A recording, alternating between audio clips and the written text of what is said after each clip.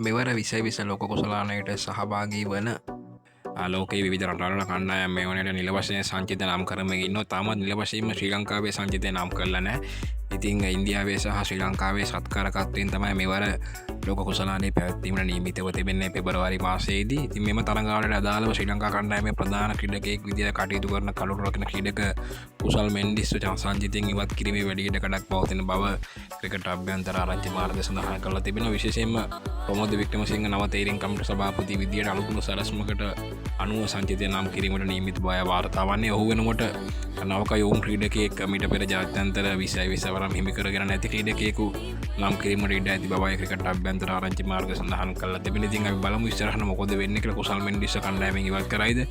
මොකද කුසල් මෙන්ඩිස් පසුගිය කාලේ පුරාම අසාර්ථක ක්‍රීඩකයෙක් ඉතින් ඔහු සාර්ථක වුණේ නැහැ. දිගින් දිගටම ඔහුගෙන් කණ්ඩායමට වෙන්න ඕන යුතුකම් ඉටු වුණාද යන්න පිළිබඳ ගැටලුවක් තිබෙනවා. එම හේතුව හින්දා ආව වෙනුවට නවක ක්‍රීඩකයෙකු 20 ලොක කුසලාන සංචිතයට ඇතුළත් කිරීමට නියමිත බවයි ක්‍රිකට් අභ්‍යන්තර ආරංචි මාර්ග සඳහන් කරලා තිබෙනවා. ඉතින් ලාංකීය ක්‍රිකට් ප්‍රේක්ෂකයන් විදිහට කුසල් මෙන්ඩිස් කණ්ඩායමෙන් ඉවත් කිරීම ගැන ඔයගොල්ලන්ට හිතෙන්නේ මොකද? ඉතින් ඔයගොල්ලන්ගේ වටිනා අදහස් පාලින් කමෙන්ට් එකකින් දක්වාගෙන යන්න.